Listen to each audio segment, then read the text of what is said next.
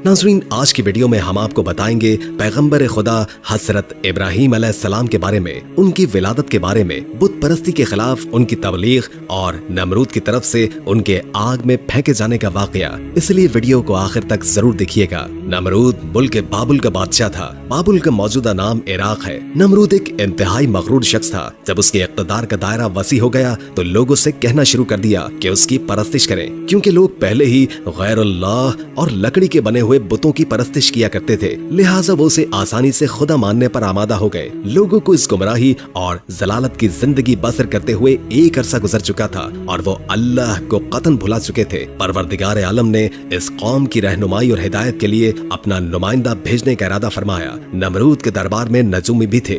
एक नजूमी नमरूद के दरबार में बड़ा ऊंचा मकाम व मंजिलत रखता था और वो नमरूद के बहुत ही करीब था। एक रोज उसने नमरूद से कहा कि जान की अमान पाऊं तो एक बात अर्ज करूं। नमरूद ने कहा, अर्ज करो। नजूमी ने बताया कि आपकी सल्तनत में एक बच्चा पैदा होने वाला है। वो बुत परस्ती को खत्म कर देगा और लोगों को अपने दीन की जानिब बुलाएगा और आपकी हुकूमत खत्म कर देगा। ये सुनकर नमरूद ने अपने दरबार के दूसरे नजूमियों की तरफ देखा। सब नजूमियों ने पहले नजूमी की तायद की। नमरूद ये सुनकर दिल ही दिल में घबराया और फिर गुस्से में आकर हुक्म दिया कि औरतों और मर्दों को एक दूसरे से अलग कर दिया जाए ताकि कोई बच्चा वजूद में ना आ पाए, और हुक्म दिया कि जो भी बच्चा पैदा हो उसे कत्ल कर दिया जाए। नमरूद के मुंह से इस हुक्म का निकलना था कि बाबुल में पैदा होने वाले 1 लाख से ज्यादा बच्चे कत्ल करवा दिए गए। नादान नमरूद ये समझता था कि इन हीलों से वो अल्लाह ताला के इरादे के आगे बंद बांध सकेगा। उसी मुल्क बाबुल में एक खातून थी जिनका नाम तारीख ने नूना बताया है। नूना उस वक्त हामिला थी, लेकिन उनके हमल के आसार को अल्लाह ने छुपा दिया। जब उस बच्चे की पैदाइश का वक्त आया तो वो नमरूद के कारिंदों के खौफ के मारे शहर से बाहर चली गई और वहाँ पहाड़ों के अंदर एक गार में पनाह ले ली। उन्होंने बच्चे को उसी गार में जन्म दिया और बच्चे को लिटाकर खुदा से दुआ की,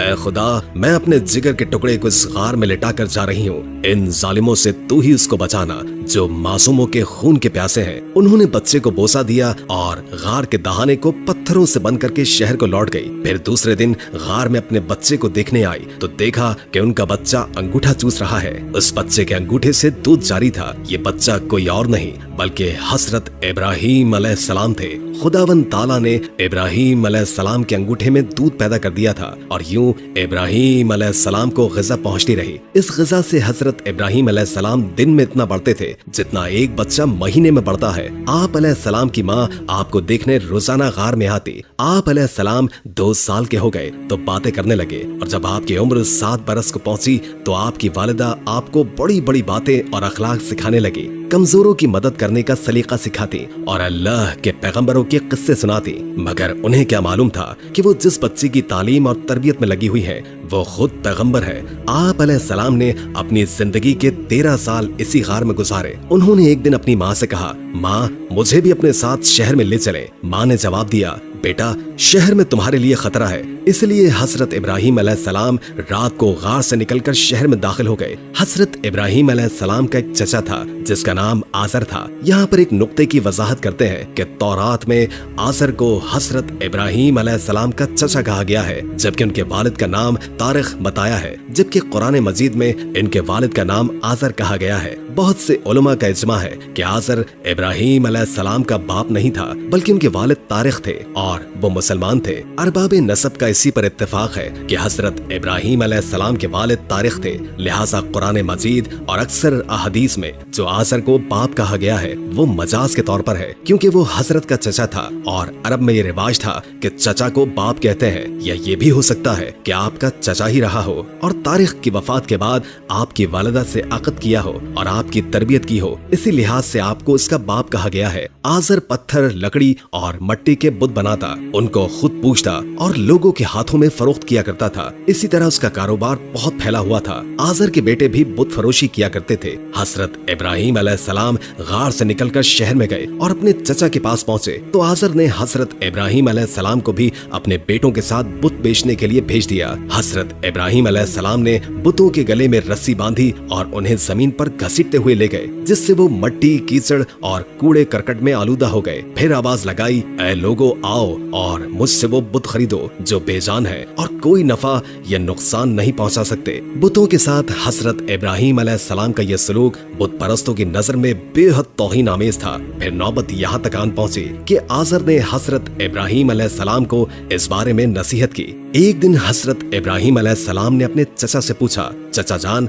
आप लकड़ी, पत्थर और मट्टी के बुत बनाते हैं जो ना बोल सकते हैं, ना सुन सकते हैं, और ना ही आपको नफा दे सकते हैं और ना ही कोई नुकसान पहुंचा सकते हैं। आज़र ने चौंक कर पूछा कि क्या तुम हमारे खुदाओं के मुखालिफ हो? आइंदा इस तरह की बात जुबान पर न लाना, वरना तुम्हें सजा होगी। इसके बाद हजरत इब्राहिम अलैहिस्सलाम लोगों से मुखातिब हुए और कहा, परस्तिश और सजदे के लायक न नमरूद है और न ये बुत है। लायक इबादत सिर्फ अल्लाह ताला की जात है जिसने सारी दुनिया को पैदा फरमाया है और वही उसका मालिक है। हजरत इब्राहिम अलैहिस्सलाम का नाम और पैगाम बड़ी तेजी के साथ फैलने लगा। लोग इनकी बात को गौर से सुनने लगे। जब इनकी शोहरत नमरूद तक पहुंची तो उसने अपने दरबार के लोगों से पूछा, ये कौन नौजवान है जिसने एक हंगामा खड़ा कर दिया है? दरबारी बोले, इसका नाम इब्राहिम है जो आज़र के घर में जवान हुआ है। नमरूद ने हुक्म दिया कि इसे फौरन मेरे सामने पेश कर दिया जाए। नमरूद के भेजे हुए लोग हजरत इब्राहिम अलैहिस्सलाम के पास आए और उन्हें नमरूद का पैगाम पहुंचाया। हजरत इब्राहिम नमरूद के पास पहुंचे। नमरूद ने पूछा, नौजवान, तुम जिस खुदा की बात करते हो वो कौन है? हजरत इब्राहिम अलैहिस्सलाम ने जवाब दिया, मेरा खुदा वो है जो लोगों की जिंदगी और मौत देने की कुदरत रखता है। नमरूद ने कहा, ये तो मैं भी कर सकता हूँ, और उसने एक ऐसे मुजरिम को आजाद कर दिया जिसे मौत की सजा का हुक्म सुनाया जा चुका था और एक ऐसे आदमी को फांसी दे दी जिसका कोई जुर्म था ही नहीं। फिर कहने लगा, अब बोलो, मेरे खुदा होने पर तुम्हें क्या शक है? मैं भी तो जब चाहूँ जिसे चाहूँ जिंदगी बख्श दूं और जिसको चाहूँ मौत दे दूं। हजरत इब्राहिम अलैहिस्सलाम ने फरमाया, अगर तू सच्चा है तो जिसको कत्ल किया है उसको जिंदा करके दिखा। फरमाया, मेरा खुदा सूरज को मशरिक से निकालता है और मगरिब में गुरूब करता है, तू इसे मगरिब से निकाल कर दिखा। नमरूद से इस सवाल का कोई जवाब न बन पड़ा और वो शर्मिंदा हो गया। इस पर हजरत इब्राहिम अलैहिस्सलाम की वालिदा ने नमरूद से कहा, बादशाह सलामत, मुझे इजाजत दीजिए कि मैं इब्राहिम को अपने साथ ले जाऊं क्योंकि ये अभी ना समझ है। आज़र बोला, बादशाह सलामत, आप इब्राहिम अलैहिस्सलाम को घर जाने की इजाजत दे दें, मैं इसे आपकी और बुतों की तौहीन से बाज रखने की जमानत देता हूँ। नमरूद ने कहा, मैं तुम्हारी खातिर इब्राहिम को मुआफ करता हूँ, लेकिन अगर आइंदा इसने कोई हंगामा खड़ा कर दिया तो मैं इसे जिंदा जला दूंगा। हजरत इब्राहिम इस वाक़े के बाद भी अपने मिशन से बाज न आए और एक दिन उन्होंने आज़र से कहा, ये बुत क्या है जिनको आप खुद बनाते हैं, खुद पूछते हैं और खुद ही इनको खुदा मानते हैं? आज़र ये बात सुनते ही बिगड़ गया और उसने कहा, इब्राहिम, फौरन मेरे घर से निकल जाओ, मैं तुम्हारी शोखी मजीद बर्दाश्त नहीं कर सकता। हजरत इब्राहिम अलैहिस्सलाम ये कहते हुए घर से निकले। चचा जान, आप नहीं मानते तो मैं जाता हूँ, मगर अपने मिशन से बाज नहीं आऊंगा क्योंकि मैं अल्लाह से डरता हूँ, इन बुतों या नमरूद से नहीं डरता। हजरत इब्राहिम अलैहिस्सलाम ने अपने चचा के घर से अलग कोई इंतजाम कर लिया और वहाँ से चले गए, मगर अपने कौल के मुताबिक एक अल्लाह की बंदगी की दावत देते रहे और बुतों की खुदाई का इनकार करते रहे। मुल्क बाबुल के लोग हर साल एक ईद मनाया करते थे और इस दिन वो कुछ खुसूसी मरासिम अंजाम दिया करते थे। चुनाचे वो सारा दिन शहर से बाहर गुजारते थे। इब्राहिम अलैहिस्सलाम ने लोगों के साथ ईदगाह जाने से इनकार किया और उज़र पेश किया कि वो बीमार है। वो लोग आपको छोड़कर चले गए। बाद में इब्राहिम अलैहिस्सलाम उनके पास गए और देखा फिर पूरी कुव्वत से दाएं हाथ से कुल्हाड़ा मारकर उनके टुकड़े टुकड़े कर दिए, लेकिन बड़े बुत को छोड़ दिया ताकि सब उसी की तरफ रुजू करें। तमाम छोटे बुतों को तोड़कर कुल्हाड़ा उस बड़े बुत के कांधे पर रख दिया। मुशरिकीन मेले से लौटे तो देखा कि उनके सारे माबूद औंधे मुंह टूटे फूटे पड़े हैं। उनके तमाम माबूदों को तोड़ दिया गया था। वो हैरान रह गए कि ये कैसे हो गया, ये किसने किया। कहने लगे कि ये काम किसी जालिम का है, उसने हमारे माबूदों की तौहीन की है। उस वक्त उन लोगों ने हजरत इब्राहिम अलैहिस्सलाम का वो कलाम सुना था। उन्हें उनका ख्याल आ गया। वो कहने लगे, वो नौजवान जिसका नाम इब्राहिम है, उसे हमने अपने बुतों की मजम्मत करते हुए सुना है। अल्लाह की कुदरत कि इब्राहिम अलैहिस्सलाम का जो मकसद था वो खुद ब खुद पूरा हो रहा था। कौम के लोग मशवरा कर रहे थे कि सबको जमा करो और उसे बुलाओ और फिर उसे सजा दो। चुनाचे तमाम अहले बातिल छोटे बड़े सब जमा हो गए। कार्रवाई शुरू हो गई। कहने लगे, इब्राहिम, हमारे माबूदों के साथ लग़्व हरकत तुमने की है। इब्राहिम अलैहिस्सलाम ने जवाब दिया, ये काम तो इस बड़े बुत का है, मुझसे क्यों पूछते हो? तुम अपने माबूदों से क्यों नहीं पूछते कि उनके टुकड़े किसने उड़ाए? इब्राहिम अलैहिस्सलाम का जवाब सुनकर वो सब सोच में पड़ गए। फिर कहने लगे कि हमने बड़ी गलती की, अपने माबूदों के पास किसी को हिफाजत के लिए नहीं छोड़ा। किस कदर वाज़े बात महसूस करके भी वो जालिम ईमान न लाए, बल्कि शैतान ने उनके दिलों में वसवसा डाला और उन्होंने गौर व फिक्र करके कहा, ए इब्राहिम, क्या तुम्हें इल्म नहीं कि ये तो बेजुबान है, बोल भी नहीं सकते। अब इब्राहिम अलैहिस्सलाम ने फरमाया, तब फिर तुम अल्लाह के सिवा इस चीज की इबादत करते हो जो तुम्हें कुछ भी नफा ना दे सके और ना नुकसान पहुंचा सके। ताज्जुब है तुम पर भी और इन पर भी